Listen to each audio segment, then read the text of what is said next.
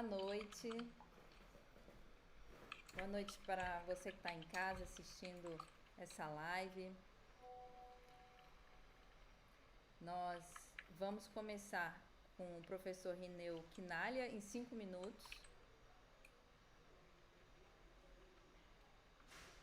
Antes eu gostaria de me apresentar. Eu sou Fabiola Cabocla. A gente está começando essa nova etapa, né, de lives aqui no canal da Cabocla. Quero apresentar o Leandro Segreto, meu amigo, que muito prontamente aceitou o convite para apresentar comigo essa live de sexta-feira à noite, dia 15 de janeiro. Eu gostaria de, antes de começar, recomendar esse livro, Esse Ofício do Verso, de Jorge Luiz Borges. São as últimas 6 conferências que o Borges proferiu na Norton University.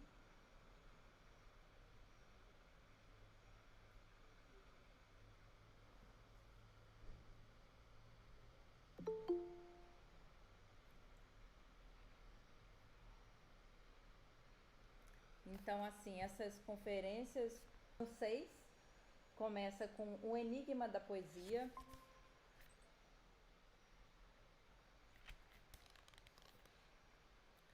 Depois, a Metáfora. O Narrar de uma História. Música da Palavra e Tradução. Pensamento e Poesia. O Credo de um Poeta. Então, bem-vindo a todas, todes e todos. Eu quero dar as bem-vindas especialmente para o professor Rineu Quinalha, que vai proferir a nossa conferência dessa noite. Eu gostaria de apresentar o professor Rineu Quinalha, que tem aí desempenhado um papel fundamental nessa quarentena, né? Eu acho que se no Brasil é para o professor Rineu Quinalha, por conta de estar aí na linha de frente, né, nesse trabalho de filosofar sem sair de casa. Então, como eu não sou de apresentar brevemente o professor Rineu Quinalha, ele é graduado em Filosofia, doutor em História da Filosofia Antiga pela UFSCar, pesquisador do grupo Arcai e membro associado da Sociedade Brasileira de Platonistas. Atualmente é professor nos cursos de Filosofia e Psicologia e Pedagogia da Unesp. Além disso, ele organiza os cursos do Instituto Mátema, sobre o qual ele talvez... Professor Rineu, você, quando quiser falar... Oi, Fabiola, tudo bem? Tudo ótimo. Tá me ouvindo? Tô ouvindo. Tá tudo legal o áudio? Mas eu não sabia que era uma aula assim, mano. Te Eu não sabia peguei que de ia dar uma aula mesmo surpresa. assim, mas tudo bem, preparei uma coisa. Pegou de surpresa, me enganou, meu. O outro professor que tá comigo, quem é? O Lianto?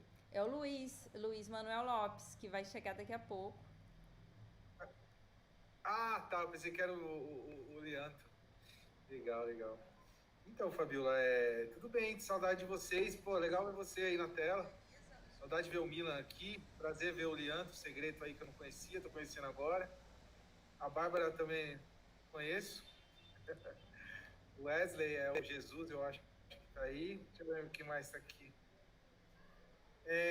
Diga aí para mim, ô Fabíola, como é que vai fazer isso aqui? Se o outro professor vai chegar? Como que é? Eu falo um pouco, ele fala depois. Tem 1 hora para você falar. Mas eu sei que 1 hora. Então você está convidado a falar o quanto você quiser. A sala é tua. É uma alegria sempre te ouvir. Aprendo sempre com você muito. E em especial esse tema, né, da aula de hoje, que interessa a todos e todas e todos que estão assistindo. Então depois a gente vai dar a fala para o professor Luiz Manuel e depois abrir para perguntas e comentários. Beleza, então. Então eu vou ficar mais uns 2 minutos aqui, sim. E depois a gente começa às 7h25, pode ser? Combinado. Então, legal, vocês estão bem aí e tal, é legal ver vocês de novo. A gente está começando as atividades hoje, na verdade, né? Fico feliz pela Cabocla ter me chamado, me convidado. Meu áudio tá bom, né? Para mim tá bom. O áudio tá bom, né? Aqui. Legal. Convidado, eu estou começando hoje aqui também no escritório, começando as atividades. Um dia longo, né? Dia interessante. E tomando até uma cerveja aqui para relaxar. E hoje a gente começa esse ano aí que promete, né? Esse ano, não obstante tudo, começou quente, né? Acho que para todo mundo, né? Começou com várias datas aí. Acho que todo mundo já está cheio de datas aí, de coisas para fazer. E a gente começou com tudo esse ano, né? Eu acho que esse ano a gente vai ser bom, assim, pra gente, né? E vamos ver se vai ser aí o futuro dessa situação que a gente tá vivendo agora, ver se a gente pode se encontrar, né? A gente pode promover um encontro, né? Porque, afinal de contas, a gente tem que se encontrar, né? Se encontrar de verdade, né? Se abraçar e se ver, dar risada junto, né? Acho que é importante isso, né? E esse momento aqui foi bom porque eu fiz um monte de amigos, né? Acabou com uma delas aí. Tá lá no... Niente. Ora farò una lezione su Platone, Andrea. Farò una lezione su Platone. Non ti sento, è muto. No, non ti ascoltiamo, non ti ascoltiamo. Di che la Lazio ha vinto 3-0 il derby di Roma. Ho visto. Acho que para começar a gente teria que pensar que quando os diálogos de Platão se fala, digamos assim, de imagem, né? Quando o Platão fala de imagem, o que a gente tem que entender, talvez, quando Platão fala de imagem, fala-se necessariamente da relação entre verdade e falsidade, né? Então, quando Platão apresenta a noção de imagem, digamos assim, a noção de imagem em Platão tem um campo semântico incrível e gigantesco, né? Porque, percebe? Cada vez mais eu venho percebendo que as questões filosóficas gregas, nós aqui do Brasil, né, ocidentais, tal, estudando filosofia grega, é uma questão muito mais talvez de antropologia filosófica, sabe? Porque é uma questão de tentar entrar no registro. As coisas não são tão difíceis, mas é uma questão de registros diferentes, entendeu? A gente não entende muito bem os registros, né? Por exemplo, a noção de realidade que a gente entende não existe em determinadas realidades para os gregos, né? A noção de imagem que a gente existe, que para nós, digamos assim, tem um campo semântico limitado, de 2, 3, 4 variações no máximo. No contexto grego, a gente tem 10, 11, 12, né? Então, é tudo uma questão de registro, né? Então, quando a gente está estudando o ente, estudando a verdade, a realidade, o erotismo, são tentar adentrar, penetrar e quebrar essa barreira que nos separa do ponto de vista do registro do conceito, sabe? Isso é o mais difícil. Por isso que talvez questões de antropologia, né? A antropologia filosófica é interessante. Estudar o povo grego, né? Estudar história grega, né? História grega, poesia grega, né? Vai tentar entender cada vez mais como que entrar na cabeça, né, daquele povo. Que foi, sem dúvida nenhuma, o povo mais inteligente que já existiu, né? E outros povos importantíssimos, como os japoneses, chineses, indianos, egípcios. Mas do ponto de vista... o grego, ele tem uma, digamos assim, uma marcha a mais, digamos assim. Sobretudo na construção da nossa civilização ocidental, talvez, né? Então, dito isso, né, a noção de imagem em Platão tem um campo semântico muito extenso. Então, quando se fala de imagem, pensamos logo, talvez, numa dinâmica estética, uma dinâmica fenomênica, né? Mas a questão da imagem em Platão não é só estética, se liga aí uma epistemologia. Quando em Platão se fala de imagem, se fala de verdade e falsidade, né? Se fala do que é verdade e do que é falso. Porque as relações que existem entre o objeto e as suas imagens, para Platão, está associado às faculdades da pistis e da eikasia. Ou seja, da sombra né, e da crença. Então, quando a gente fala em imagem, a gente está falando em Platão da verdade, da falsidade, da crença e da imaginação, percebe? Esse quadrado. Imagem em cima, digamos assim, né? Como se fosse uma casinha, talvez. Certamente, se estivesse na sala, ia desenhar uma casinha. Uma ponta de um teto. uma imagem em cima. Aí, digamos assim, na lateral esquerda, embaixo, a gente tem imagem, a imaginação. Né? Aí, na direita, a crença. Aí, em cima, verdade e falsidade, né? Isso é uma casinha. Então, a relação que existe esses objetos estão nisso, né? E é interessante porque, para Platão, os objetos da imaginação são falsos na medida em que eles são tomados e reduzidos pelos objetos da crença. Né? E aí é interessante que parece que nos aponta para um lugar interessante, né? Qual é o valor da crença em Platão, né? Muitas vezes acreditar em uma coisa seria já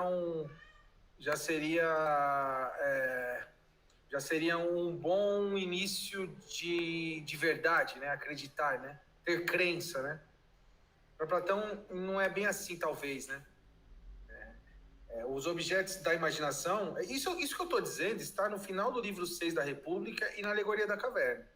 Né?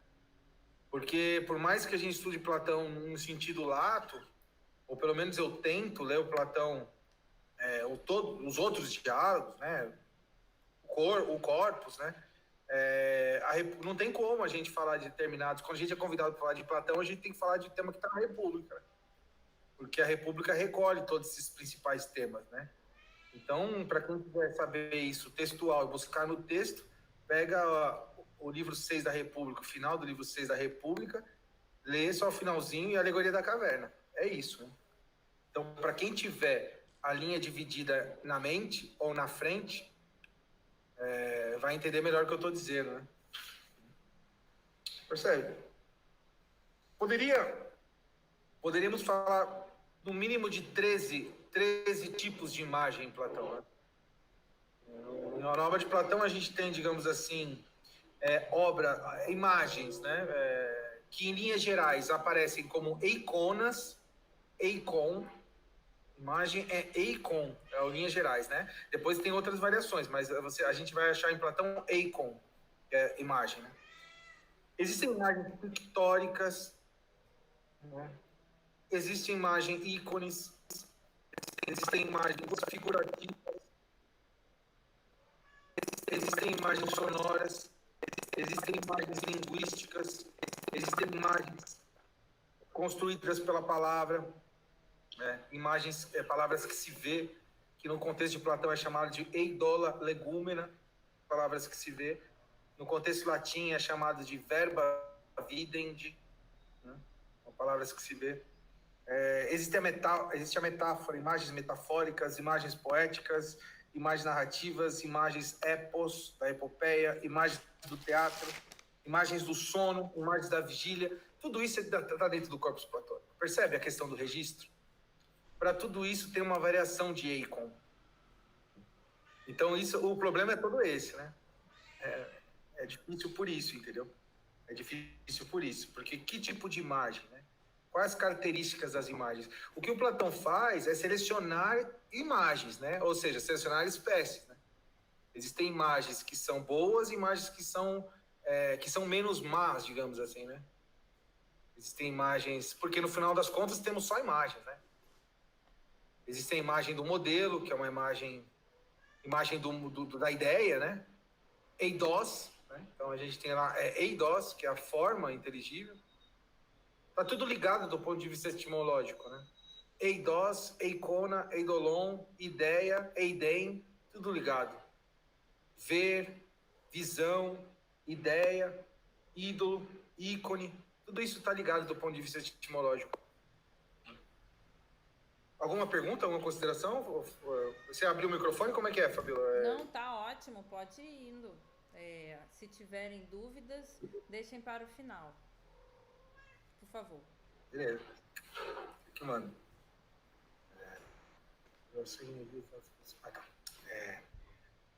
Então, quando eu disse no começo desses 3 planos miméticos, né? Eu me referi o quê? Ao eikon, que é o ícone, ao eidolon, que é o ídolo, né? E o fantasma, né? Que é o fantástico. Então existem imagens ícones, imagens ídolos e imagens fantásticas. São esses 3 planos miméticos, digamos assim. Isso é bonito pra caramba, porque isso dá um instrumental teórico, assim, uma matéria-prima assim, incrível pra gente da filosofia, pra gente que gosta de escrever coisas, escrever contos, né? Isso é parte constitutiva de toda a literatura, né? Da literatura, da filosofia, né? A literatura e a filosofia, ela se desenvolve a partir desses três níveis miméticos, né? Ou a gente está falando de iconografias, ou a gente está falando de idolatria, ou a gente está falando de fantasia, né? Não sei, né? Talvez. Estou pensando aqui, enquanto eu falo aqui. Entendeu? Então, esses 3 tipos de imagem. Como eu disse, eu acho que é interessante a gente tentar entender que a imagem, né, é uma noção inventada por Platão para exprimir uma experiência diferente da realidade. Platão inventa a imagem para exprimir uma situação diversa do que ele vai construir ou propor como uma experiência verdadeira, né?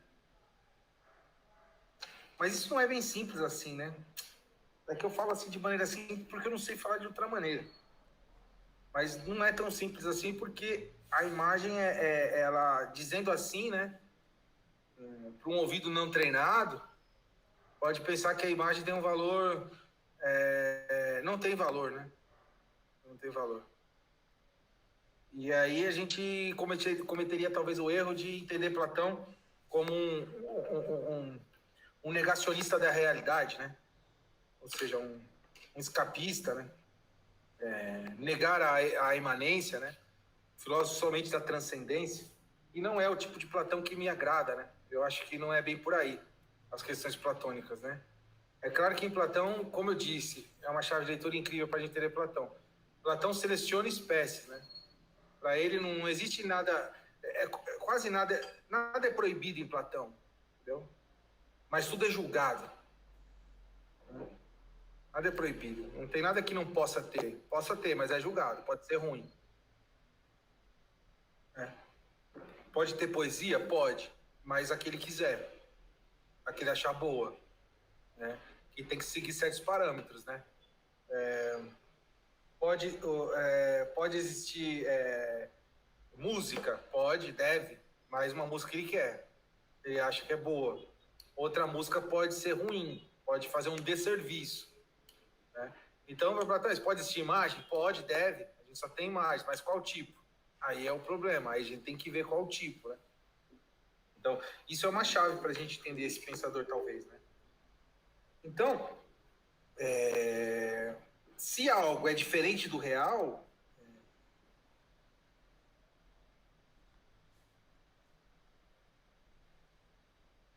então, a imagem é diferente do real, mas ela exprime algo real.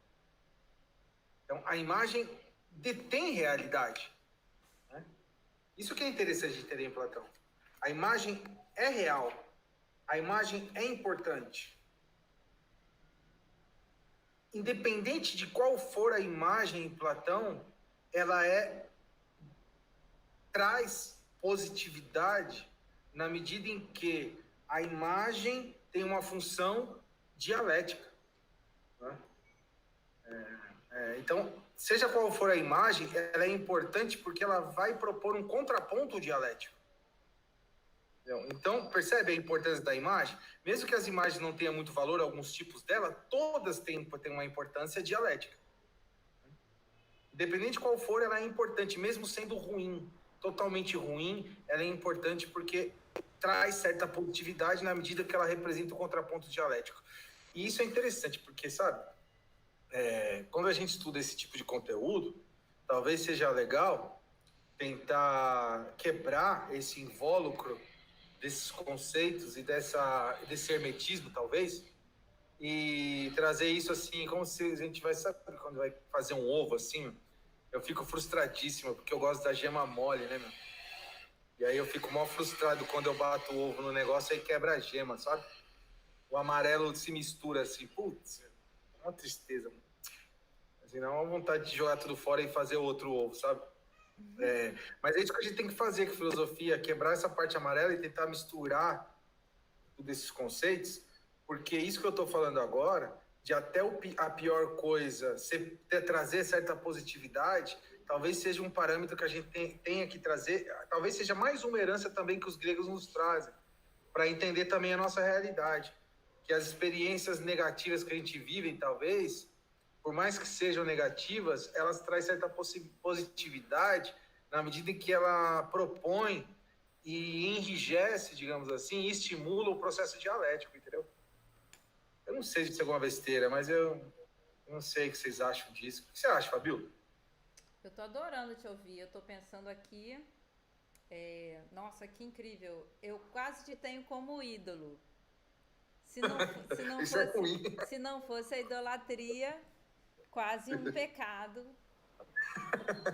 Ai, Fabio, você é um pagode mesmo, viu? Então, isso que é interessante, porque as imagens, elas são pobres e frustrantes filosoficamente,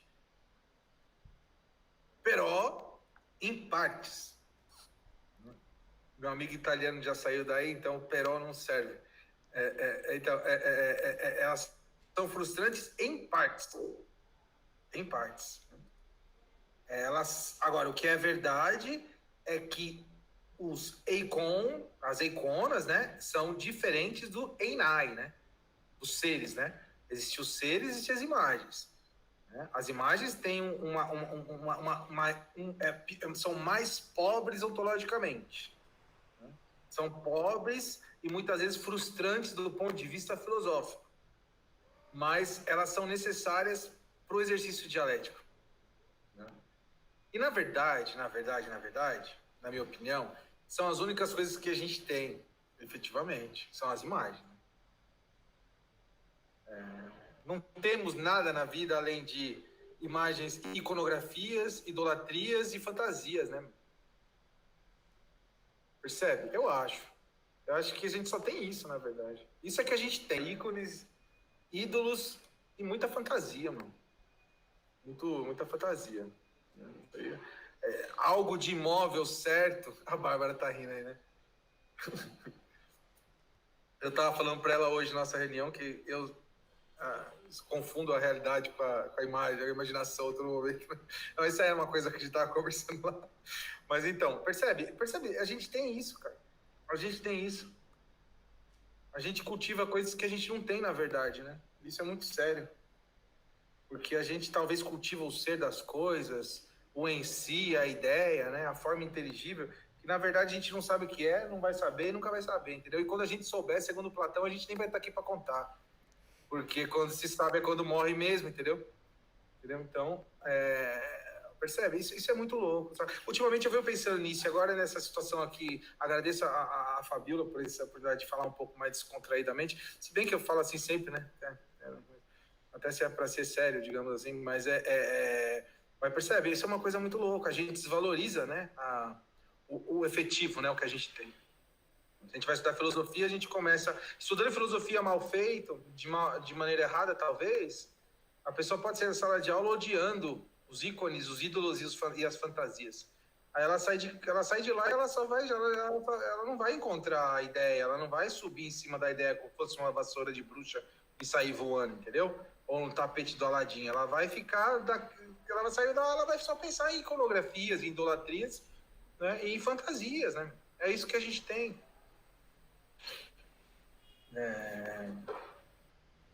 Então, percebe? Então, talvez a gente teria que entender que o Platão está desvalorizando esses três momentos miméticos, o ícone, o ídolo e a fantasia, para criar um local, né, um lugar, um núcleo duro, né, filosófico dele, que é a doutrina das ideias, né? As coisas em si, né? O ser das coisas, né? Então parece que ele cria isso para criar outra coisa. Percebe o movimento dialético? Ele constrói toda uma situação para criar outra. Então, a imagem, desde o início, é algo que vai desviar, que vai nos desviar da aletheia, da verdade. Né? A imagem é algo que vai nos desviar da verdade. Né? Então, e o mais legal de tudo, talvez, é que em nenhuma parte nos diálogos de Platão aparece a doutrina das ideias. Nenhum diálogo de Platão mostra a doutrina das ideias. Fala lá, bom, agora aqui eu vou, né, eu vou falar sobre a doutrina das ideias. Não, porque não é a ideia de Platão, né? Platão não escreve singramas, né, como se diz, digamos assim, tratados, né? Tratados filosóficos, né? O Aristóteles já começa assim, né? Já começa até as aulas transcritas de Aristóteles, né? Eu esqueci agora quem que transcreveu as aulas de Aristóteles, né? Que as aulas de Aristóteles, se não me engano, não é ele que escreveu, né? São transcritas de aula, né? Então Aristóteles fala assim, como a gente viu na física, né? A gente vai ver outra coisa agora. Né? O Platão não tem essa ideia, né? O Platão não tem a ideia de apresentar um tratado. Então agora aqui a gente vai falamos da imagem e toda a potência imagética, agora vamos falar das ideias. E aí a doutrina das ideias. Não, Platão não fala isso. Então a doutrina das ideias, ela não aparece em nenhum dos diálogos, de maneira sistematizada, estou dizendo, né? Ela aparece de maneira esparsa, né? Tecos, né? Você vai montando, né? Ela não aparece de maneira sistematizada. Né? Nesse sentido, né? Todas as asserções sobre a imagem, a gente só sabe que é a doutrina das ideias porque o Platão fala muito de imagens, entendeu? E quando ele fala de imagem, ele está falando de falsidade, então a gente percebe que do outro lado não tem a falsidade. Teria um ponto fixo, e ali as ideias e Platão desenvolve, entendeu? Isso é um expediente filosófico muito comum, né? De não dizer as coisas, dizer só o negativo das coisas, né? Tem certas coisas na filosofia que a gente nunca sabe o que é, mas a gente sabe o que não é, né? Isso é muito comum, né? Isso é muito comum na filosofia de Platão. O que eu vou dizer aqui? Uma coisa interessantíssima. Aqui. Vamos voltar aqui então para... Vamos dizer que a gente tem ali a coisa em si. Vamos dizer que a gente tem a coisa em si. Aí depois a gente tem o ícone, o ídolo e o fantasma. E aí vamos entender, talvez, o quanto uma é valorizada e o quanto a outra é desvalorizada, digamos assim, né? O ícone é interessante, porque a imagem eidos, a imagem eikon, ela é fiel ao eidos. Né? Entre eidos e eikon, teríamos uma relação vertical. Né? Uma relação vertical. Uma relação fiel, fidedigna, direta. Né? Então, o eidos está ali como a ideia da coisa, né? A forma inteligível de alguma coisa, e a eidos está embaixo, ligado verticalmente. Portanto, as imagens eiconas podem ser boas, são ótimas, algumas são excelentes, são ótimas, né? É sempre imitação, né? Sempre mais pobres do ponto de vista ontológico, sempre frustrantes do ponto de vista filosófico, mas são boas, determinada imagem, né? As imagens eidolon, elas são interessantíssimas, porque elas são muito mais difíceis da gente entender, porque os ídolos, enquanto o ícone imita a forma, né, os ídolos não imitam somente os ícones no plano vertical. Os ídolos não possuem e não apresentam nenhuma ligação com os ícones de maneira vertical e sistematizada. Não só, né? Eles superam a relação vertical, né? Eles superam a relação vertical e começam de maneira autônoma se desenvolver de modo horizontal. Isso é muito horrível, né? Para Platão. Porque isso a gente poderia aqui pensar em várias situações, né? Porque isso é liberdade, talvez. Talvez seria liberdade. Eu não sei, eu tô pensando enquanto eu falo aqui. Então, percebe? Os ídolos não imitam somente os... Enquanto o ícone imita a forma de modo vertical e preciso, fidedigno e fixo, como se fosse uma linha de violão, vibra, mas não sai, não quebra no braço. Ela pode vibrar, mas ela tá ligado entre o capotrasto lá, embaixo, a ponte, lá em cima, a tarraxa, tá ligado de modo vertical. Ela não sai, ela não deixa de estabelecer uma direção vertical. Está sempre ali, vibrando, mas ligado. Né? Esse é o ícone com relação à forma. Né? Os ícones não. Eles, quando querem e quando é conveniente, mantém a relação vertical, mas, não raro e muitas vezes, se desenvolve de maneira horizontal. E nessa horizontalidade propõe dobras. Vai se dobrando. Né? E vai se desgarrando completamente da forma, né? Se desgarra do ícone e se desgarra do eidos. E aí a gente entra nessa questão da idolatria que a Fabíola falou aí, entendeu? A idolatria nesse contexto é horrível, né? É horrível porque é o que há de pior, né? A idolatria, manter ícones são coisas saudáveis nesse contexto. Mas idolatrar não. Bom, muita gente aí, talvez eu fale e alguém aí possa entender que existem muitas religiões que eu conheço que não adoram imagens. Não adoram imagens. Nem... Por quê? Justamente para evitar a idolatria, né? A idolatria não é saudável, né? Eu cresci numa religião dessa, inclusive. Então, o que acontece? Existe, então, percebe a relação, né? Entre vertical e horizontal, né? O vertical é bom, porque é fiel. Sim, a ideia de Deus seria uma imagem. É uma das imagens, sim. Fabíola, a gente vai responder depois? Vamos, eu estou anotando aqui as perguntas. Obrigado pela pergunta, Bárbara. Tá bom. Então, então, a liberdade, né? Isso é... O movimento horizontal de liberdade é um problema porque ele vai propondo dobras, né? Isso está construído... Quando Platão nos apresenta isso, para os caras muito bons, né? Da contemporaneidade, os antiplatônicos, né? Os franceses, né? Deleuze, Foucault, esses caras, né? Eles vão pegar itens nisso também, né? Porque depois do século, né? Depois de Freud e tal, na verdade depois de Schopenhauer, né? Freud inventou alguma coisa, beleza, mas Schopenhauer já tinha dito tudo que Freud disse já.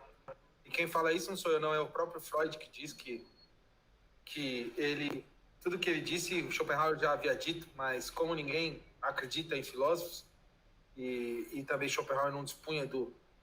Schopenhauer é filósofo, Freud era médico, né? Então, para quem que vai... qual a palavra mais importante, digamos assim, né? Então a partir do Schopenhauer e Freud, digamos assim, né? Foi desenvolvida a questão da psicanálise, né? A questão da tríade, pai, filho, mãe, essa coisa toda, né, edípica, tal, que o Freud retomou dos gregos, né? Então, esses antiplatônicos, eles pegam isso, né? de certa maneira, na minha opinião, é o que o Deleuze vai falar de simulacros, né? O ídolo talvez seria o simulacro, né? Seria a imagem não fiel, mas um simulacro. Portanto, ruim, né? Então, digamos assim, o filho.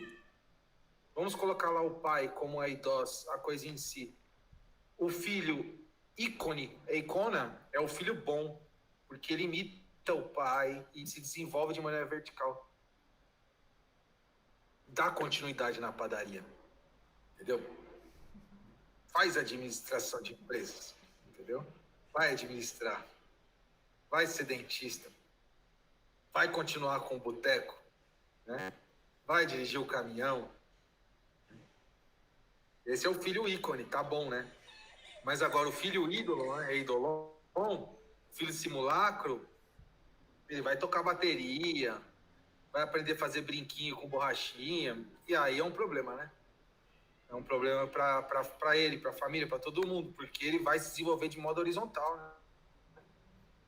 Ele vai propor dobras, né? Ele vai fazer brinquinho de artesanato, ele vai aprender a tocar legião urbana, aí depois ele vai querer fazer outra coisa, vai querer viajar, então ele vai fazendo dobras, né? Se desenvolvendo horizontalmente, se desgarrando da relação vertical, né? E aí é um problema, né? Aí o problema passa para um outro problema, né? Problema ético, né? Moral, tal, essa coisa toda.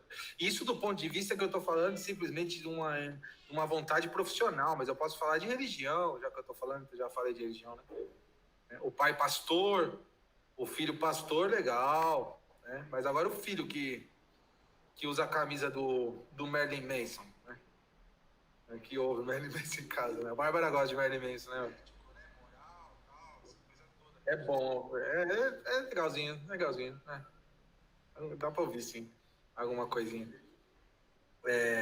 Então, aí do ponto de vista, essa relação entre eidos, eikon e eidolon, ela é uma espécie de estrutura arquetípica, entendeu? Que a gente pode pôr questões, diversas camadas discursivas, entendeu? Essa relação entre eidos, eikon e eidolon, verticalidade e horizontalidade, a gente pode entender do ponto de vista, talvez, esse é o que eu acho, talvez, né? Do ponto de vista ético, do ponto de vista estético, do ponto de vista moral, do ponto de vista teológico, do ponto de vista profissional. Né? Percebe? Isso é uma coisa, isso é aquilo que eu estava falando no início da aula de questões de registro. Né? Por que esses caras foram os caras mais inteligentes? Porque eles forneceram essas imagens arquetípicas, entendeu? Esses registros, né? Que a gente opera sem saber que opera, né? Aí a função do clássico, né? Segundo o Calvino, né? Por que ler os clássicos? Leiam. Tem PDF. É um livro do Ítalo Calvino. Por que ler os clássicos? Ele vai explicar por que é importante ler o clássico. O clássico é aquele que a gente sabe sem ter lido, né? O clássico é o clássico porque você sem ler sabe que é, entendeu?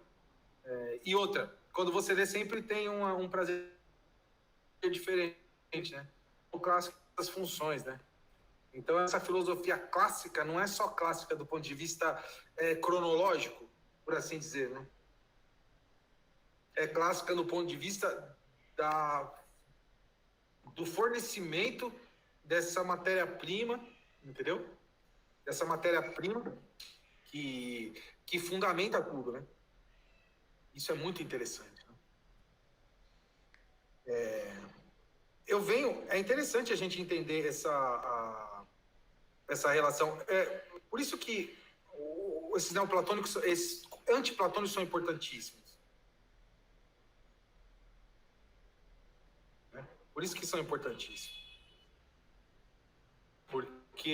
Porque eles nos fornecem esse instrumental teórico que faz a gente entender essa estrutura platônica sob outro ponto de vista, né?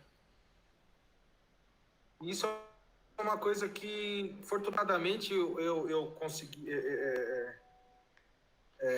fazer e recomendo, assim, na humildade total, porque quando eu estava na faculdade, a gente tem essa tendência de se arrocar, né, de se fechar do nosso autor, né?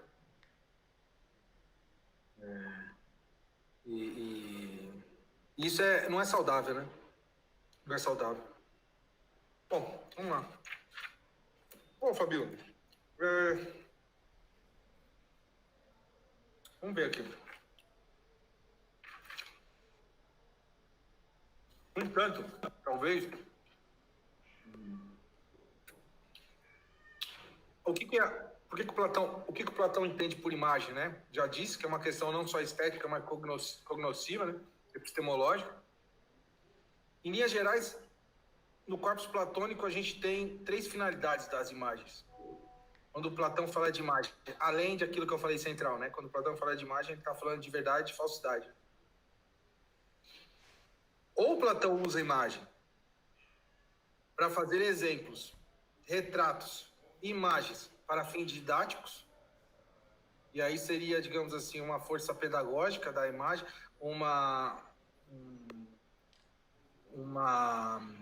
um usufruto, digamos assim, da imagem para uma pedagogia, né? Do ponto de vista político, o uso da imagem serve, talvez, para construir projetos utópicos, né? Lugares ideais, né?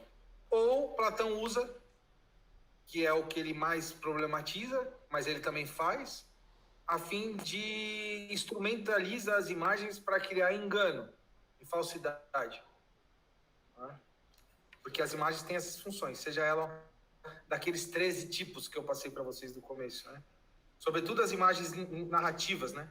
As imagens linguísticas. Sobretudo as imagens linguísticas e as imagens narrativas, elas têm uma grande força de engano, de ilusão, de embuste. Né? E o filósofo, ele é um criador de embuste, né? É um mago, né?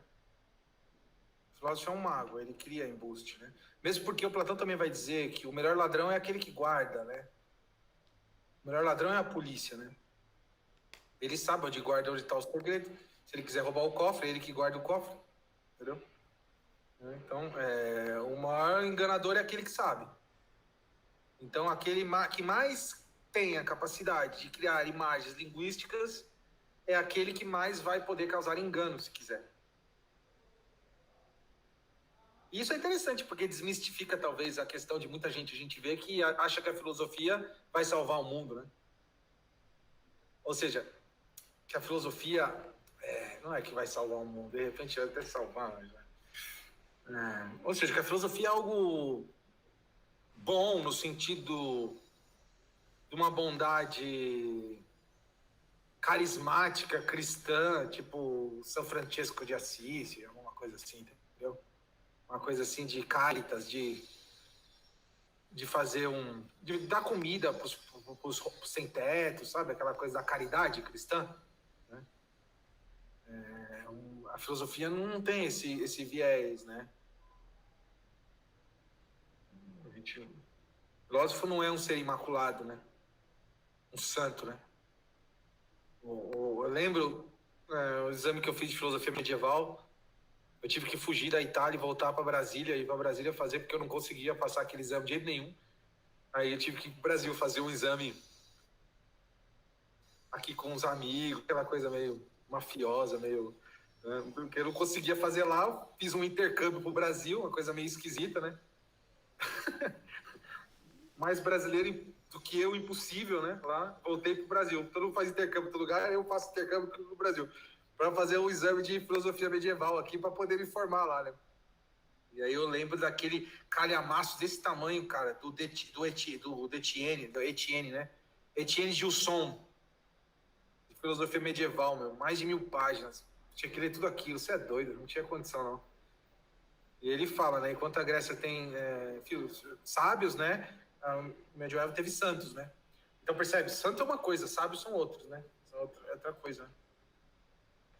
Mas então, essas 3 imagens eu acho que é interessante, assim, para vocês entenderem, talvez, para quem lê Platão entender e tentar localizar isso à medida que vai estudando Platão, né? As imagens são usadas ou para fins didáticos ou para uso político na construção de imagens de sociedades ideais ou de situações ideais dentro da sociedade, leis ideais, instituições ideais, locais ideais, né? E também o terceiro, para criar a enganação, né? É. Seja no caso, se a gente for pensar, seja a imagem, seja A, seja B, ou seja C, digamos assim, trata-se de uma perspectiva de uma face da mesma coisa, digamos assim. Ou seja, a diferença aqui seria de parte do todo. Né? Seja para construir imagem política, imagem enganosas ou imagens pedagógicas, seriam partes de um tudo, de uma coisa só, né? Então a gente percebe, a gente vai passando de um lado para outro, né? A gente vai tipo pingando em camadas, né? Agora a gente passou para aquela da parte do todo, né? Já é uma outra coisa, né? Já é uma outra imagem, né? Já é uma outra imagem. Por isso que é importante a imagem, cara. Agradeço ao Fabílio ter chamado e poder falar aqui 2, 3 coisas sobre imagem, porque a gente só tem isso, cara. Entendeu? O que eu tô fazendo agora, o que vocês fazem, professores e tudo mais, a gente só cria imagens. A gente só cria imagens. Imagens enganosas, imagens utópicas, imagens pedagógicas, né? E não imagens ideais. É só tentativa. A gente só tem ícone, ídolo e fantasia, mano. A gente só tem isso. Então, a gente não tem outra coisa, né?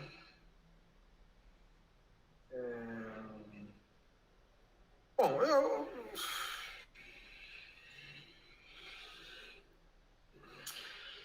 o problema do Eidolon é porque o Eidolon, ele reduz, digamos assim, né? O plano da imagem. O Eidolon tem o problema da liberdade, da rebeldia, do desgarramento. O Eidolon é culpado disso, né? Mas também é culpado porque ele reduz, empobrece toda a imagem e transforma toda a imagem em experiência sensível em algo visível. Né? Isso que faz o Eidolon, né? Agora, o Eikon, ele desdobra, né? Por isso que ele é bom. Porque ele desdobra a imagem. Quem que tá aí? Ah, a Fabiola apareceu 2 vezes, mano. Que loucura, mano. Eu vi. Lembrando do Platão do bicéfalo, né? Nossa, o bicéfalo. Então, percebe? Então, o Eidolon, ele reduz a imagem no plano visível. O Eikon desdobra, né? O Eidolon cria dobras. O Eikon desdobra, né? O Eikon desdobra porque ele desdobra a imagem do visível e do inteligível. Ele se mostra, mas ele aponta para o inteligível. Se mostra e aponta para o inteligível, né? Isso que é legal. Deleuze tem Deleuze é interessantíssimo nisso, cara, porque, pô, não era para falar de Deleuze, mas, quer dizer, não era para falar, você falou falar de Platão, né? Pode falar. É interessante porque nisso tudo que eu estou dizendo, ele apresenta um outro dualismo, né? Isso que é muito interessante, Deleuze. Enquanto a gente está trabalhando num dualismo simplesmente vertical, ou seja, para Platão, existe um dualismo entre ideia e coisa, entre eidose e eikon. Né? O Deleuze ele vai dizer que o que é importante para a gente trabalhar no dualismo, ele vai falar que as coisas acontecem mesmo, o agito acontece embaixo, né? É nas coisas. É muito mais interessante a gente trabalhar essa força do vertical para o horizontal, essa contração que existe entre o Eidolon e o Eikon. Isso é interessante ver. As dobras e as desdobras, digamos assim, né? Mesmo porque a ideia é chata, porque a ideia é una, né? Quais são as características da ideia em Platão? É una, é imutável, né? Então ali não acontece nada, meu. Não acontece nada. Não acontece nada na ideia. A ideia tá lá, ela não muda, é imutável. Né? Imagina, pensa que chatice que é a ideia. Não, não acontece nada na ideia. Né? No entanto, a gente não pode fazer nada sem a ideia, né? Tá aí que o Platão é uma desgraça por isso, né? Porque ele só criou isso, né? Você pode falar o que quiser. Então, até os antiplatônicos tem que ser platônicos, de certa maneira, entendeu? É isso que é foda, entendeu? Eles não conseguem, entendeu? Isso que é foda. Então, por exemplo, o Deleuze vai falar assim, não, que é interessante analisar as dobras e os desdobramentos, né? Então, a realidade acontece na imanência. É na imanência que a gente tem que trabalhar, na contingência. Isso também é Foucault, né? Porque para Foucault não existe uma verdade absoluta. Foucault é um pensador, um historiador da filosofia. Foucault, ele abandona a realidade essencial cartesiana do ser. O ser, o sujeito é um sujeito, né, subjecto, né, que se faz na realidade. Ele se forma nas práticas de sujeições, né, meu? É na realidade que o sujeito se faz. Isso aí tá em Foucault em todo lugar, né, meu? São nas relações, na subjetividade, né? E aí isso tá o existencialismo também, né? Desses caras, né? Eles são antiplatônicos nesse sentido. Fabio, acho que o outro professor não chegou, não? Então, deixa eu te falar. Parece que o Luiz Manuel teve um problema com a internet. E aí eu vou te sugerir o seguinte, da gente abrir para as conversas, para o debate. Eu mesma tenho algumas questões. Algumas pessoas colocaram algumas questões, mas assim, você pode terminar, evidentemente, e a gente vai para o debate. O que você acha? Terminei já, sei lá. Então. Mas também posso continuar um pouco mais, não sei. Então, deixa eu te agradecer, né? Isso é bom, né? É legal. Agradecer, então, professor Reneu Quinalha, a generosidade de estar falando aqui com a gente nessa sexta-feira à noite, né? E tratando de assuntos tão rigorosos, que exigem, né, um rigor muito grande. E esse rigor o professor mostrou ter várias vezes, então agradeço imensamente a sua presença, a sua disposição de falar aqui com a gente. Eu gostaria de trazer uma pergunta que é da Bárbara de Abreu Freitas, que saúda. Salve, professor! A Bárbara comenta aqui que ela gostaria de... Bom, você falou, né, sobre o tema do Eikon e do Eidolon. Enfim, foi o tema do seu debate. Eu acho que a pergunta dela já está um pouco respondida, mas se você puder falar mais um pouquinho sobre isso. Eikos e Eidolon, sobre a distinção precisa. Né? E assim, posso falar só uma coisa, eu adorei a metáfora da dobra e da desdobra, né? Que essa imagem de que o Eidolon dobra e o Eikon desdobra, que me chamou muita atenção. Então, enfim, quero parabenizar pela fala, genial, e abrir para perguntas, debates, e quem quiser falar, pode falar.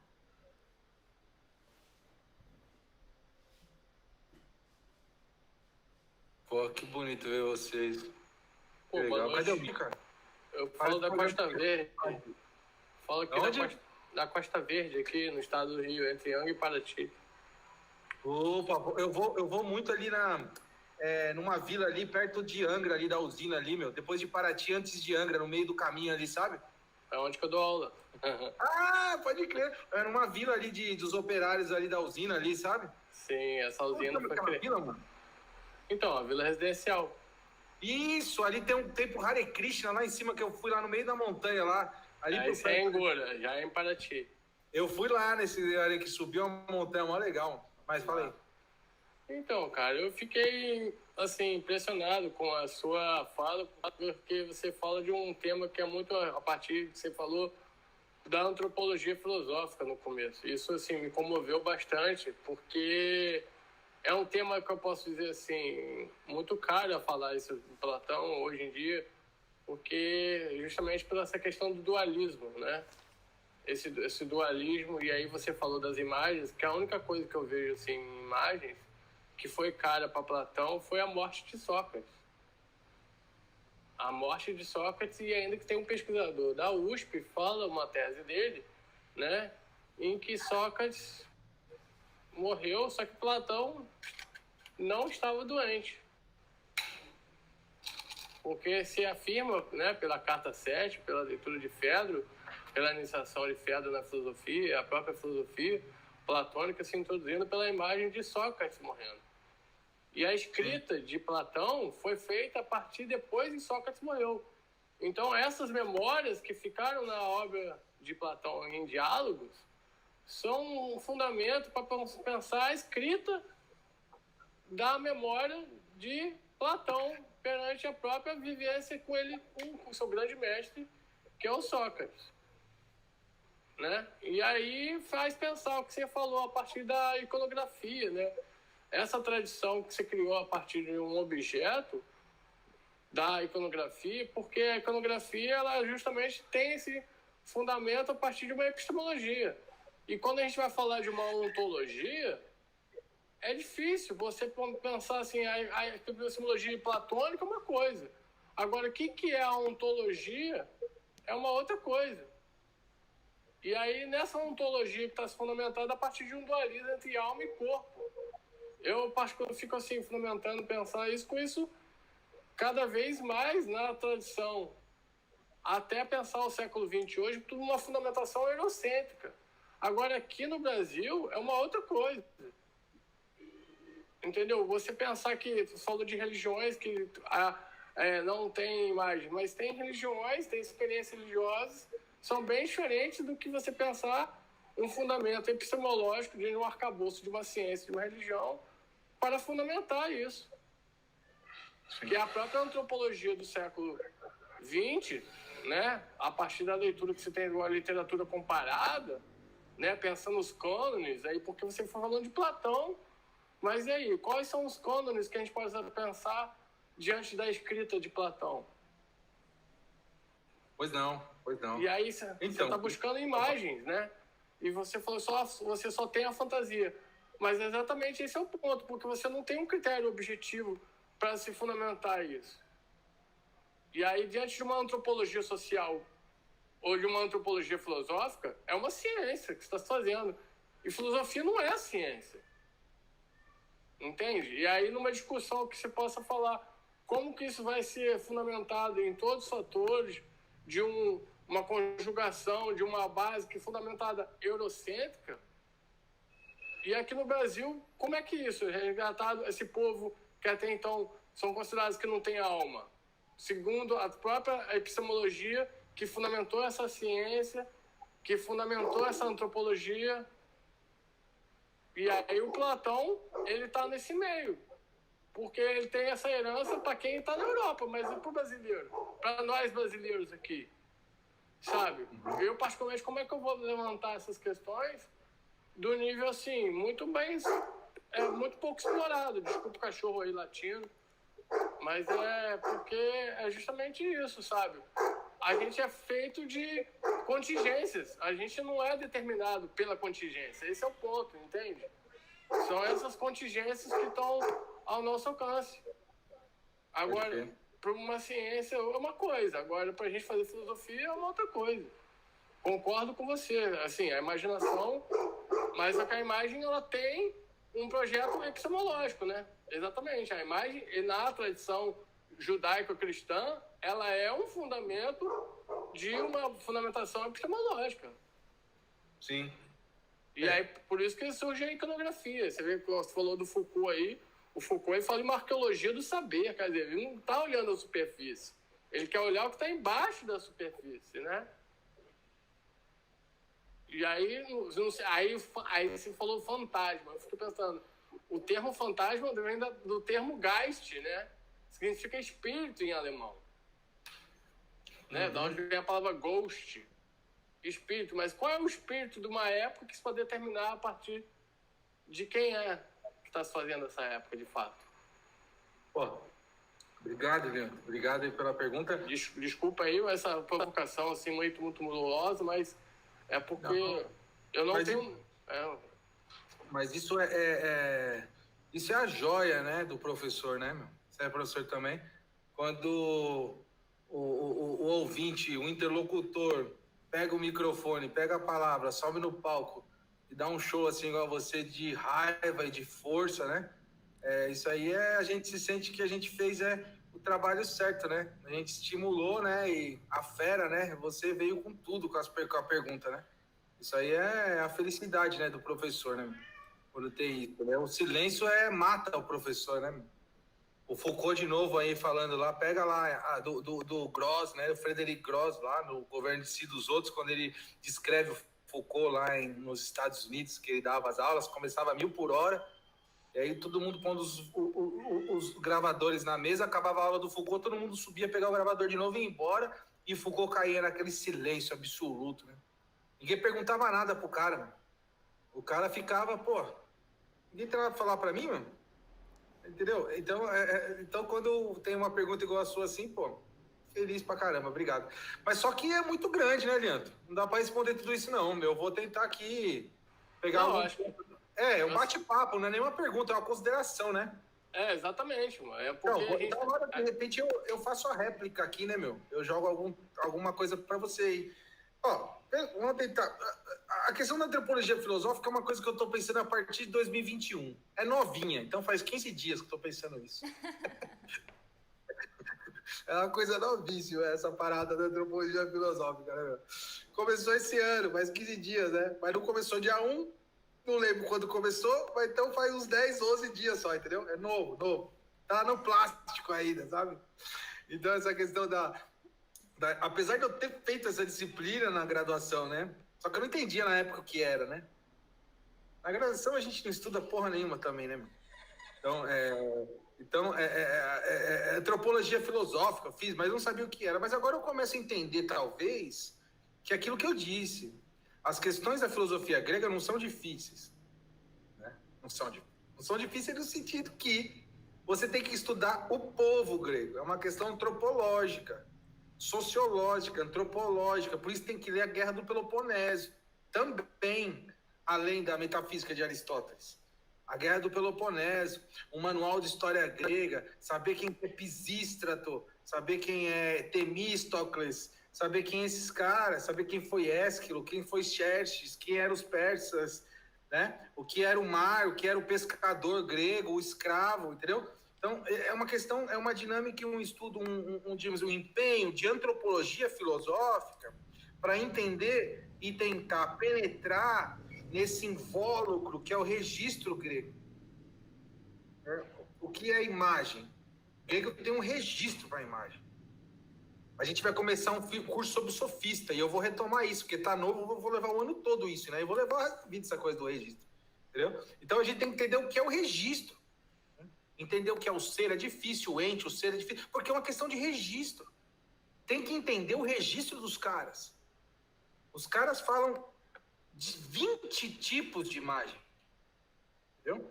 Você falou do cristianismo, você falou disso aqui. Então, percebe? O cristianismo é uma cultura das imagens, apesar de ser iconográfico o cristianismo, se você vai em Santa Maria Maggiore, ou vai a Venezia, ou vai a Pádua, vai a algum lugar na Itália, que a Itália é a igreja do mundo, né? Meu amigo entrou da Itália aqui, até ele me escreveu aqui, falou que tá doente, que é doente não, tá com sono. Senão eu ia provocar ele aqui para vocês aqui, ia falar assim, né? Porque ele é romano então, né? Então mora em Roma, do lado do Vaticano. Então, ali é a igreja do mundo, né? Só tem igreja lá. É bonito. E é iconográfico. Mas a tradição judaico-cristã é uma cultura da palavra. Né? A imagem geral e que preenche, digamos assim, o epicentro da tradição judaico-cristã é a imagem linguística, né? No princípio era o verbo, né? Então, enquanto a cultura grega é uma cultura da visão, é da imagem visual já. Entendeu? Então, percebe? Isso eu tô só pegando o que você falou meio assim, você falou assim, passando, né? Tudo que você tá falando, né? Sobre a questão que você falou do Brasil, né? Da epistemologia, né? Você falou do Brasil, você falou alguma coisa do Brasil com força, né? Do Brasil, assim, reivindicando a gente aqui. Fala de novo aí, mano. Do Brasil, que você falou do Brasil, eu não lembro. Dá para falar aí, né? Então, eu falei em relação ao Brasil, em relação a uma base que é totalmente fundamentada, essa questão de uma epistemologia eurocêntrica. Ah, sim. Isso, porque percebe? Epistemologia, essa antropologia que você está falando aí. Deixa eu seguir aqui. Deixa eu seguir, entende? Ela tem uma base epistemológica. Deixa eu seguir aqui, senão eu me perco de novo. Porque, como Sócrates fala assim, eu gosto da braquilogia, né? Não do macrologos. Eu tenho a memória fraca, né? Então, isso que você falou é foda. Isso que você falou é foda mesmo. Porque isso que você falou envolve essas dinâmicas verticais e horizontais. Quem que é o brasileiro? O brasileiro é uma imagem de uma forma. E quem que é a forma? É a Europa. Né? Então, o brasileiro bom é aquele que se desenvolve de maneira vertical, igual ao europeu, né? Ou igual ao americano. A gente tá até ferrado, porque a gente tem dois lugares, né? Entendeu? Não, mas é sério isso, porque a gente não tem. Somos só simulacro. Nós somos simulacros de tudo. Somos só simulacros, é o que resta pra gente. Não adianta chorar. O brasileiro, quando ele quer ser africano, não é brasileiro, ele é africano. Quando ele quer ser europeu, é só bom ser africano, europeu ou norte-americano, entendeu? Até mesmo sul-americano, no sentido de uma visão geral da América Latina, entendeu? Percebe? A gente não tem essa coisa a gente não estabelece relação vertical com ninguém, né? Porque foi cancelado a nossa forma inteligível, talvez, né? A gente só se desenvolve, somos obrigados a nos desenvolver e a nos desdobrar de maneira horizontal, sempre. Isso poderia ser a grande beleza. Eu acho que é por isso que Foucault veio pro Brasil, mano. É por isso que esses caras, o Sartre também, eu não sei não, eu não sou desses caras, não sei nada, sou, né, disso aí, mas eu tô sentindo que tem alguma coisa aí, entendeu? Esses caras viam, digamos assim, não, é claro que não do jeito que eu tô falando, de dobra, desdobra, imagem, é idosa, mas do ponto de vista dessa liberdade, desse povo simulacro que só pode se desdobrar e desenvolver horizontalmente, entendeu? Isso é belíssimo, isso é liberdade, né, meu? Só que é difícil, cara, porque a liberdade, ela implica outras coisas, né? Traz muito medo, né? Ninguém quer, é difícil, né? Todo mundo quer ser livre para fazer determinadas coisas, mas tem muito medo de ser livre para fazer determinadas coisas. Capiche? Eu acho. Então, isso que você falou é verdade, a gente segue um modelo eurocêntrico, né? Eurocêntrico. Bom, eu sou aqui do ABC Paulista, né? São Paulo, não tem nem o que dizer, né? É uma desgraça nesse sentido, né?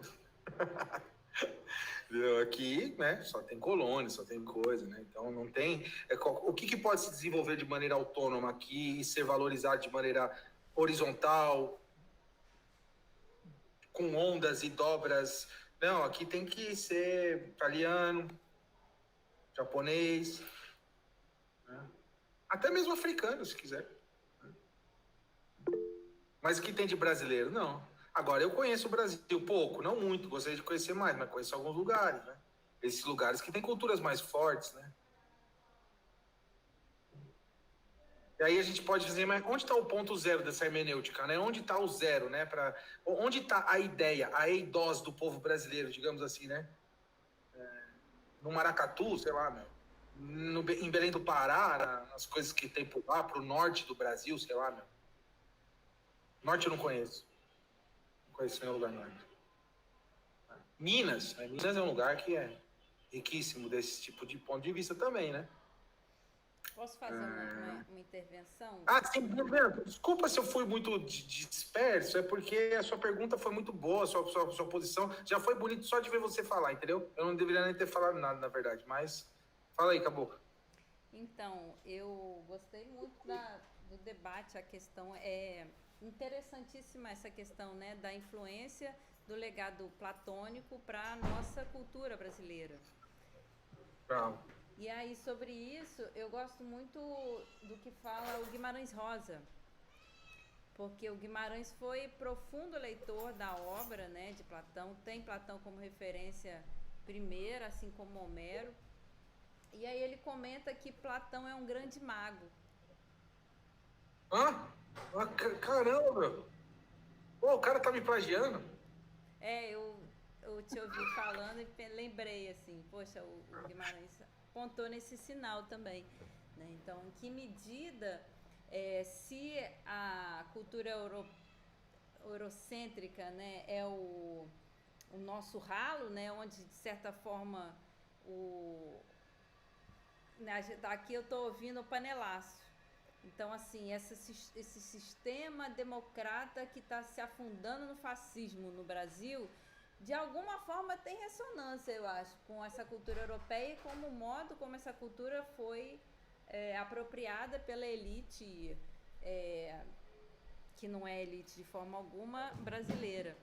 Então, assim, talvez Platão seja um desses autores que ele é tanto uma referência construtiva quanto também desconstrutiva, né? Nesse âmbito da filosofia mesmo, da desconstrução, como você citou aí, né? Tantos autores da desconstrução. Tudo que é grande é assim, né?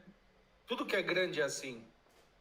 Não tem nada, né? A gente pensa, quando a gente passa dos 16 anos, se você passar bem dos 16 anos de idade, você vai ver que tudo que é grande é assim. Tudo tem esses dois lados, né?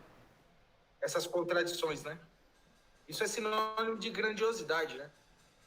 Sinônimo de grandiosidade.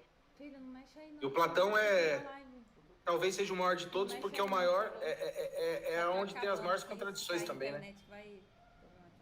Os maiores males, os grandes males da sociedade, da contemporaneidade do século XX foi feito através de Platão, né? Segundo alguns. Platão estava ali construindo as bases para todas as mazelas do século XX.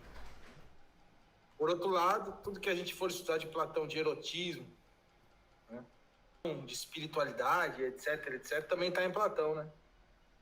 Então, tem todas essas coisas, né? Eu não sabia Guimarães Rosa, eu não consigo ler Guimarães Rosa, eu não entendo nada, cara. Não consigo entender. Eu já tentei, as primeiras histórias eu li, dá para entender legal, mas tentei o Grandes Sertões, eu não consigo entender, para mim fica difícil de ler aquilo, sabe? Mas eu tô procurando um livro da filha dele, que fez uma biografia dele. A Vilma. Que disseram... Hã? É Vilma Guimarães Rosa. Isso, o livro parece Guimarães Rosa, meu pai, né? Porque veio me falar, né? Que ele estudava o tarô, né? E eu sou um estudioso do tarô, né? Daqui a pouco a gente eu até peço você me chamar aí no seu programa para lançar meu livro aí daqui a um tempo, daqui a uns dias aí. E falaram que o Guimarães Rosa estudava o tarô, entendeu? Inclusive, as primeiras histórias, tem 21 histórias, entendeu? Como os arcanos maiores, né? Eu tô louco pra achar esse livro. Ô, Bárbara, Merlin, dá de presente aí, meu. Dá de presente aí, meu. Mas beleza, Fabíola. Fala mais aí, vamos bater um papo, tá gostoso. Pena que acabou minha cerveja. Vou abrir uma aqui pra você. Aí, oxalá, olha a Bárbara também, que delícia. Tá oferecendo. Mas porra, é isso aí. Ô, Milan, cadê você? Pergunta aí, Milan, fala alguma coisa aí. Ô, Wesley tá aí, cara? Deixa eu ver vocês, cara. Magali, deixa eu ver vocês, meu. Pô, vocês são tão bonitos, meu. Aí, ó o Gustavo aí, mano. Gustavão aí fez a barba, olha. Fez a barba no arquiteto, mano. Tudo certo. Queria fazer uma pergunta. Magali, ó, Magali ali, que legal. Pô, Magali, a gente precisa se ver, a gente é vizinho, né, meu? Pô. Bonitos você forçou, né? Mas tudo bem. Não, eles são belíssimos. Justamente. Rineu, eu posso tentar tirar uma dúvida que já misturou. Eu acho que eu vou fazer o contrário do que eu tinha pensado. Tá dando pra me ouvir? A Fabíola aí, alguém tá conseguindo? Tá ótimo, pode falar. Tá legal. No começo, essa relação das imagens, né, da gente não ter nada, que você colocou, né, que não existe nada além da imagem. Me ideia, Gustavo, calma aí, eu exagerei talvez, desculpa aí, mano. Mas eu acho. Eu concordo, eu pelo menos assim, né, aqui eu achei que faz um sentido danado e achei lindo isso, e até obrigado. Deixa eu colocar um comentário assim, porque me fustigou naquele caso de que o que a gente considera como eu, né, é inacessível, né, aquela coisa do self, né, ser eu vou fazer aqui uma tradução livre, né, de ser uma ilusão fetichizada de um núcleo substancial de subjetividade, onde na realidade não há nada. E por isso dessa imagem, e ter a importância da imagem como não poder ser encontrado, mas o eu tem que ser algo a se determinar, a se ousar. E aí, nesse lance da brasilidade, que foi trazido aqui, que a gente estava falando do Brasil, eu estou fazendo leituras, assim, eu ainda estou molhando o pezinho em Platão, assim, nas coisas, então... E aí eu vi que tem uma parte que ele pega do oráculo de Delfos, e ele, acho que é no Alcibiades, não me recordo exatamente, e aquele do conhece a ti mesmo. E ele subverte falando do ver você. Daí resgatando essa ideia, né, do Brasil, do ver. Ele me lembrou, não sei se foi no final do Fedro ou da República, que é só através do convívio com o outro, só em sociedade que a gente vai encontrar a própria alma, né? Então, eu estava um pouco nessa, aí, atravessado por essa coisa do Brasil, desses pontos do eurocentrismo e tudo, né? A gente jogou essa coisa da brasilidade. E a pergunta, né, a solicitação um pouco mais era se tem Platão na obra, tudo, porque eu fui, sabe, fugidio tergiversando com isso que se misturou agora, da relação do Brasil, da construção, vou colocar muito entre aspas, assim, da gente não ter uma identidade nacional, porque o Brasil é imenso, profundo e tudo mais, mas em Platão, se tem alguma parte específica, já que eu conheço muito pobremente, onde ele versa daí das ideias da imagem de si e do conhecimento de si, em específico, era um pouco essa a pontuação. E se você podia resgatar um pouco o que você falou, porque eu me lembrei lá do Fedro, e eu não sei se foi do Fedro da República, um pouco disso, de no outro, no social, do atravessamento para se conhecer, que é só nessa troca, no espelhamento do outro, eu não lembro a palavra. Não sei se ficou muito confuso, se faz algum sentido. Não. Foi foda que você falou, porque é o seguinte, primeiro você pôs na mesa uma outra camada discursiva, que é a questão da psicanálise, do eu, essa coisa. Então, que temos só imagem de nós mesmos, né? Até mesmo de nós, o que a gente trabalha a partir de imagens da gente. Imagens não, a gente tem ideias imagéticas de nós mesmos e, sobretudo, nesses 3 momentos miméticos que eu disse, o terceiro, ainda abaixo do simulacro, porque nós somos feitos de fantasias, né? De fantasmas, né? A gente só tem fantasma, né? Na nossa vida, né? A memória, né, é outra imagem, que eu falei 13 tipos de imagem no começo da aula, mas tem uma 14 que eu esqueci. Você viu que eu falei que tinha mais, que é a imagem da memória. E a imagem da memória é fundamental também para o Platão, porque todo diálogo platônico começa com a memória, né?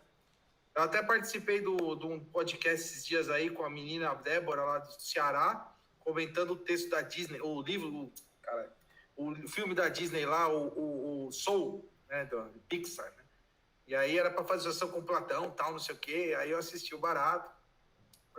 O filme é legal, para mim. Na verdade, começa depois cai, mas não foi legal, assim. Enfim, não assistiria de novo, não vou assistir nenhum desenho da Disney mais, mas foi legal. Então, a primeira coisa do texto, a primeira ligação que eu fiz foi a questão da memória, mano. O cara é um jazzista e ele começa porque ele lembra que ele foi levado num jazz clube com o pai, entendeu? Toda obra platônica trabalha, o mote é a imagem mnemônica, né? É a imagem da memória. Quase todo diálogo é assim, você estava ali aquele dia, você estava com aquele cara quando estava ali com Sócrates, você lembra daquilo? Conta pra gente como foi aquilo, como foi aquele dia, você lembra ontem a gente estava falando daquilo? O próprio sofista começa como uma lembrança do dia anterior, que foi o Teeteto, é tudo memória, né? E a memória tem uma imagem da memória, e a imagem da memória não é uma imagem efetiva, real. É uma imagem que entra nesses 3 momentos miméticos como uma imagem fantasiosa, né? E a gente só vive cheio de fantasmas, a gente só tem fantasma, eu só imagino coisas. Entendeu? Viver efetivamente, o que você vive efetivamente na sua vida? Viver com verdade de maneira efetiva? Não vivemos nada, a gente só vive com sonho, a gente faz repetição, viver a repetição não é efetivo também, entendeu? Então eu só imagino, só sonho, entendeu? Então a imagem que a gente tem da gente é só essa imagem aí. A imagem do eu é uma imagem que eu tenho do eu. Eu não conheço o meu eu. Eu não conheço. Isso aí que você falou no começo é incrível. Isso aí daria... Você percebe? O mais interessante disso tudo, a sua pergunta do Lianto, da Fabiola, é entender, e eu já estou feliz com a mensagem, entender que o que eu apresentei foi um arquetípico, uma forma. Isso é que os gregos mostram para a gente. Diante daquela diversidade imensa de registro, a gente pode trazer isso para a nossa vida. Para várias coisas, entendeu? E não acaba nunca mais. Por isso que a importância da filosofia antiga, né? Que fortalece a musculatura nesse sentido, entendeu? Você não joga, entendeu? É igual na educação física, entendeu? Eu jogava bola, mas nunca tinha bola. A gente quebrava o galho em quase tudo, entendeu? O cara que jogava basquete era ruim de bola, entendeu? Mas o cara que jogava bola, ele quebrava o galho em tudo, entendeu? Ele quebrava e jogava bem um pouquinho de cada coisa, entendeu? Entendeu? Até o ruim de bola. Que não era o meu caso, na verdade.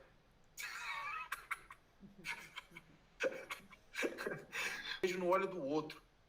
Entendeu? Isso está no Lises. Percebe? A imagem, ela é o crivo para você descobrir um pouco o que você é. Você não vai descobrir o que você é, mas sem a dinâmica da imagem, você não sabe nem o que você é. Eu sou só eu porque eu me vejo no outro. Né? Isso em diversas camadas discursivas. Eu só sou um professor porque tem alguém para ouvir. Eu só dirijo o táxi porque tem alguém para levar. Entendeu? Enfim, eu só governo porque tem alguém para governar. E é assim, aparece isso no Lises, entendeu? Isso é lindíssimo. O Sócrates fala lá pro jovem. É um diálogo sobre o amor, né? Sobre erotismo, sobre dois jovens, né? Entendeu? Isso é incrível, essa coisa da importância do outro, né? Isso está na base da visão grega também antropológica, da questão da identidade, da coletividade que eu falei, né? Para o grego, o coletivo vem antes da identidade. Identidade é um valor adquirido a partir do coletivo, né? E isso é chave. Tá aí um registro. A gente vive, talvez... Se esse registro é quebrado, quando entra num capitalismo exacerbado, num egoísmo, entendeu? Ou seja, numa supervalorização do eu, né? Eu não ligo pro outro. A minha identidade, né? Bom, aí essa história vai longa, né? Como se forma essa identidade? É seu pai falando pra você que você é bonito, você é inteligente, você é o melhor, você é não sei o quê, você não sei o que lá, entendeu? E aí você, né, se acha, né? Você não precisa dos outros. E ainda se você tiver dinheiro, né? Você não precisa de ninguém. Isso é um registro grego, entendeu? Um registro helênico, que o coletivo vem antes da identidade. Tá aí um registro, cara. Entender esse registro entende muita coisa. Entende essa imagem belíssima que tem no Lises, entendeu? Eu sou só eu, porque... E você entende Sartre também, meu. Entende todos os franceses. Da questão da subjetividade, das práticas de sujeições, né? Eu sou só eu porque eu tenho que o outro, né? Os parâmetros e tal. Pô, a sua pergunta foi foda. Obrigado aí. Ô, Fabíola, a gente pode caminhar até as 9? Podemos. Beleza. Eu acho que aí tem que fazer outras coisas. Mas a gente vai... Pode perguntar aí, vamos bater um papo. Pergunta também outras coisas.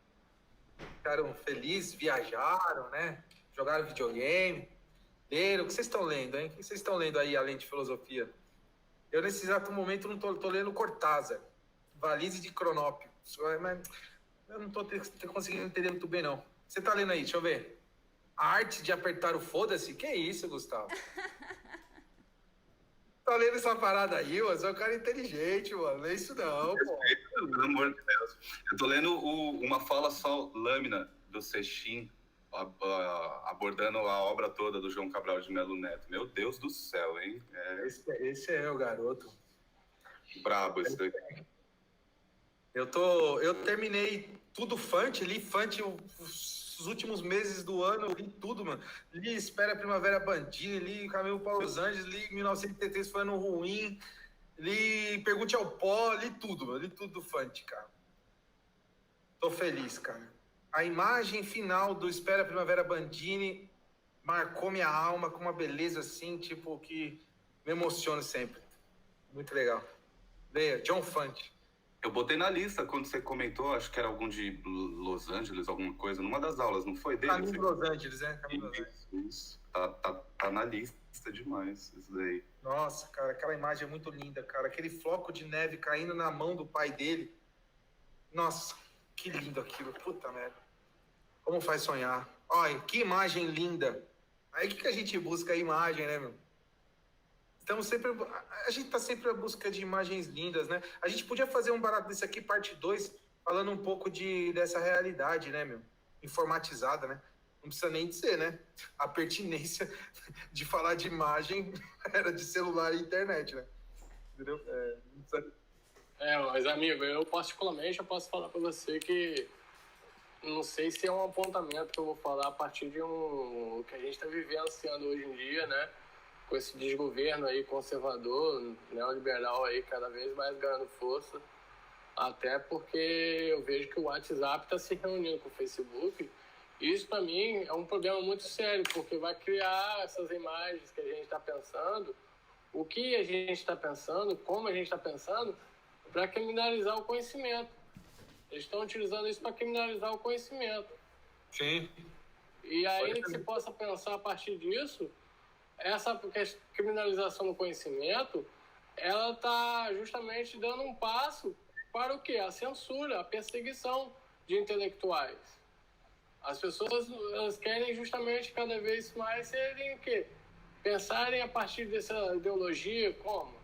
O que é essa ideologia? Por que a gente tem que pensar a partir também? Porque, olha só, você falou de ideia, a ideologia vem de ideia também. Então, como é que isso está sendo construído dentro desses pilares? Porque se a criminalização do conhecimento aí está formulando o quê? Como é que você pensar assim, hoje em dia? Olha só, os alunos não têm que fazer o Enem, eles querem adiar o Enem, eles estão sofrendo, entendeu?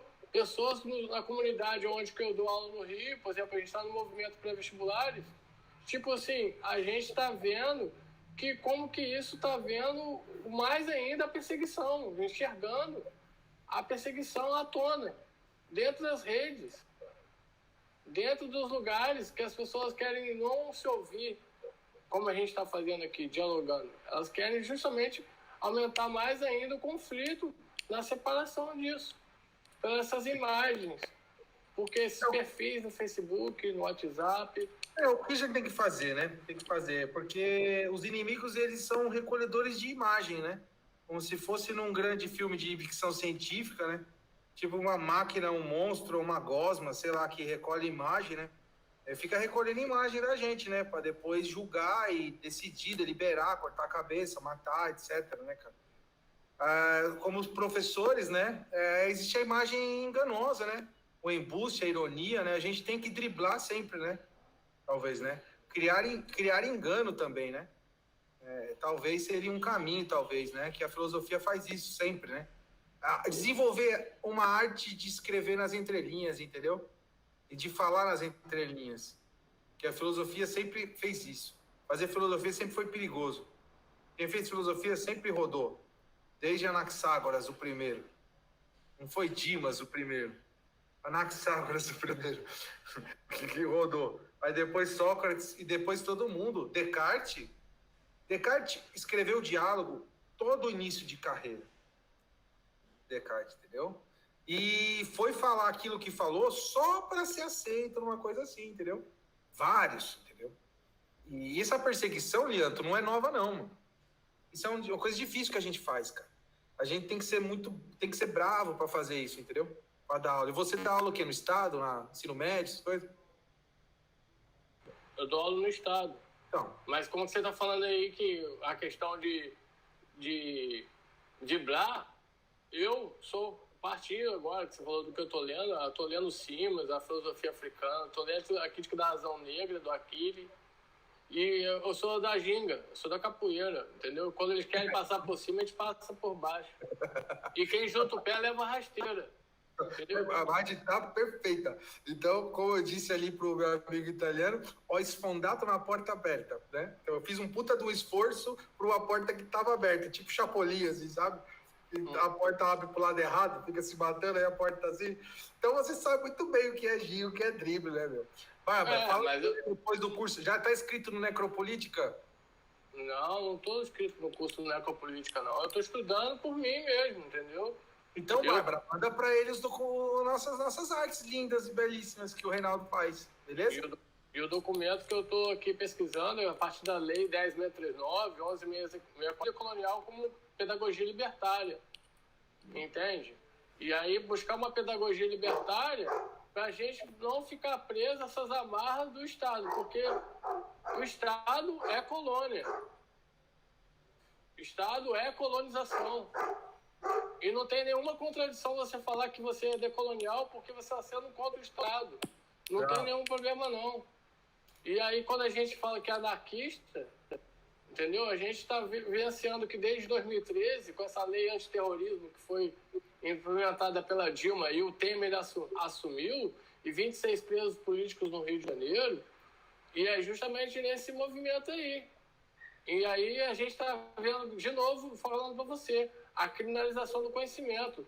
Todo o nosso conhecimento assim, de uma pedagogia libertária que a gente conseguiu agora criar a partir do movimento dos pré-vestibulares no Rio, como a gente está fazendo isso aí, né? Eu sou um professor que não só atuo no Estado como um professor, não. Eu atuo em pré-vestibulares comunitários, porque eu quero que a filosofia chegue a todos. E que todos possam discutir, a pensar, a problematizar. E esse é o ponto. Entendeu? Porque Olha, eu tenho que te agradecer por estar aqui hoje, por te conhecer e parabéns aí pela luta e assim mesmo. Você tem razão. As coisas, mas enfim, o negócio é continuar na luta, né? Mas ó, deixa seu e-mail aí no chat aí, cara, que a gente tá oferecendo um curso legal, talvez possa te interessar. Massa. Põe seu e-mail no chat aí. Aí a Bárbara te escreve. Pô, obrigado, meu. Vou pegar o cachorro, acho. Pô, e aí? Ô, Milan, e aí, cara? Faz uma consideração aí, meu. Legal te ver, cara. Sabe que eu fui pro Rio? Legal também. Eu fui pro Rio, passei em Resende aí, naquele rio açude que tem aí na Dutra aí, já chegando em Resende aí. Pensei em você o tempo todo. Só tava no busão olhando pra Resende, falando assim, o Milan mora aqui? Onde será que está? Onde está a Milan? Milan tá ali, Milan tá aqui. Eu ficava só... Né? Você viu um rio na beira da estrada? Sim, pô, aquele rio que corre junto com a Dutra. Qualquer lugar depois do rio onde eu tô. Eu olhava ali depois do rio e falava, cadê o Milan, cara? Teve uma rapaziada daí de São Bernardo aqui no final do ano, foi legal a beça. Obrigado, depois você me conta. Eu te conto. Mas assim, tem tanto tema que vocês estão conversando e discutindo, e a princípio você está pensando na questão das imagens, representações e fazendo a consideração de que seja qual for a imagem, qualquer uma das 14, em relação ao mundo das ideias, ela não seria uma imagem perfeita, ela seria uma imagem imperfeita. A perfeição só existiria no mundo das ideias para Platão, não é isso, Reinaldo? Só termina no final, seja qual for. Seja qual for qualquer uma das 14 formas de imagem. Sim. Você tem uma função, uma finalidade, um sentido, mas não seria uma representação da perfeição. Isso existe. Percebe? Em Platão a gente tem, as imagens são pobres, são frustrantes do ponto de vista filosófico, mas elas têm uma função fundamental, uma função dialética. Porque dialética. Sem ela a gente não pode acender, digamos assim, as ideias. E nessa função dialética no sentido de se estabelecer um contraste, é isso, Reinaldo? Isso, quando se fala em dialética é isso. É que dialética a gente tá embebido, digamos assim, de filosofia hegeliana, né? Sim. Dialética e pensa que ele criou a dialética, mas a dialética vem a rigor, tá em Parmênides, quando diz do taonta, de o ta, meonta e o taonta, o ser e o não ser. Isso já é uma dialética, Platão, dialética, Hegel é que fundamentizou essa coisa da ideia, né? Hegel, como cristão, né, entende uma linearidade na história, né? O que vem depois é melhor do que o anterior, né? E o espírito só se realiza a partir do seu oposto, que é a matéria. Então, o espírito é a matéria. Entendeu? Então, dialética é isso, é oposição, tensão. Mas espera, Daí, tensão com a finalidade sintética depois, né? finalidade sintética, finalidade de chegar à gnose, ao conhecimento. Bravo. Não é só tese e antítese. Não é só fogo cruzado. Tem uma finalidade, entendeu? Isso é dialética propriamente dita. Na minha leitura, na minha tese de doutorado, eu trabalhei justamente isso. Né? Um momento socrático é um momento dialógico. O momento platônico é um momento dialético. Então tem Dialético. dois momentos. Não. Obrigado pela sua pergunta.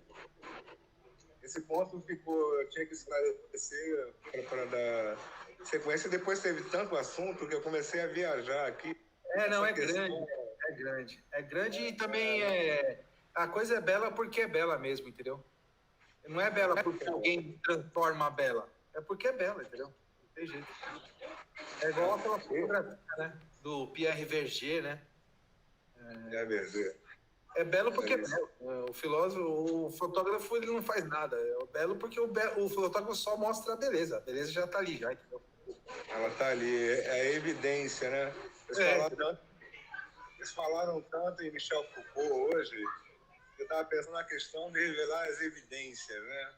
De mexer com as evidências. Tudo que vocês falaram, apesar da proposta ser Platão, Leandro veio com a questão do assujeitamento do Estado, na educação, de ter a obrigatoriedade de passar determinados conteúdos, né, na transmissão de conhecimento. Eu só consegui pensar em Foucault, nesse extrato, nessa educação. Mas é isso aí, não. Saudades, daqui a pouco estamos juntos no curso lá, os dois. Pode crer. Tamo juntos, os dois. Depois tem outro e outro e outro. Estamos trabalhando aí na construção de um site. E é isso. Porra, Fabiola. E quando a gente sair da zona vermelha de Covid, eu vou estar chegando aí. É só dar uma olhada. Eu sei que eu estou chegando aí, galera. Parece que as aulas aqui vão voltar presencial, né? Que é um absurdo, né, Enio? Isso é um absurdo, né? Isso é um absurdo, porque ainda mais para ensino fundamental, existe uma resolução de que as crianças não vão poder se vacinar. Imagina, né, o que é isso para um professor. Vixe. Bom, enfim. Isso aí é isso aí. Isso aí é outro papo. Mas, enfim. Pô, Fabiola, eu acho que... Fala aí alguma coisa aí, Fabiola. Pra mim, pra gente. Eu gostaria de duas coisas. Perguntar se alguém se opõe à divulgação da imagem. A gente falou tanto de imagem, né? Se alguém se opor à divulgação da imagem no canal da Caboclas, por favor, fale agora, se cala para sempre. Porque, assim, é um site de filosofia, não tem nenhuma pretensão, né, de divulgar para o grande público, é mais para a gente mesmo.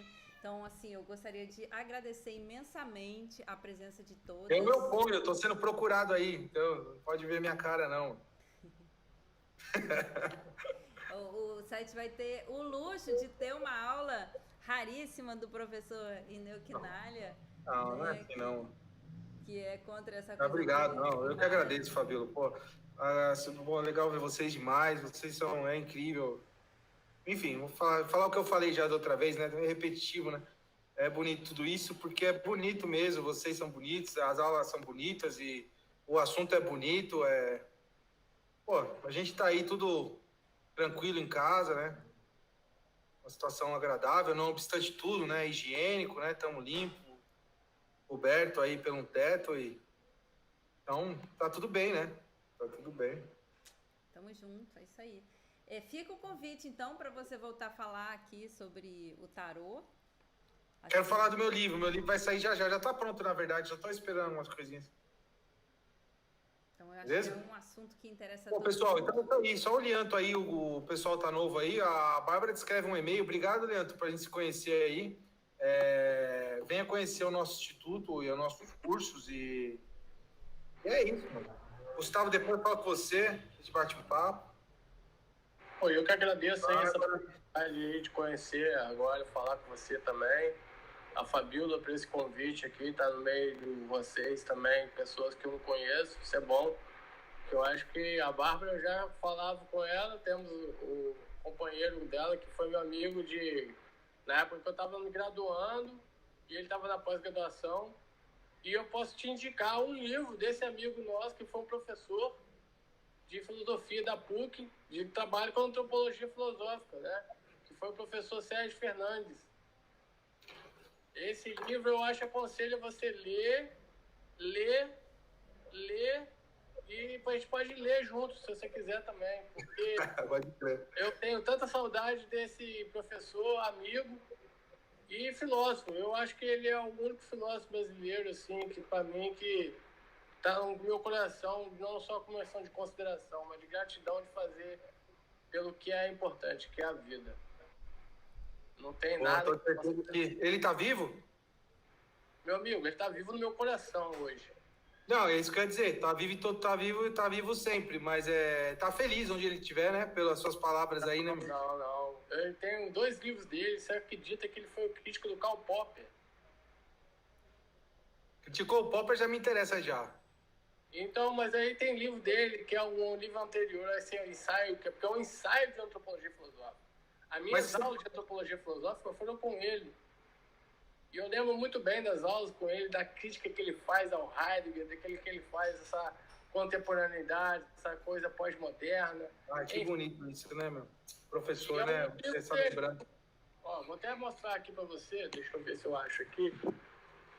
Já que a gente está falando de imagem, né? Então vamos botar uma imagem para você, de repente. Deixa eu achar aqui uma coisa. Aqui, achei, ó.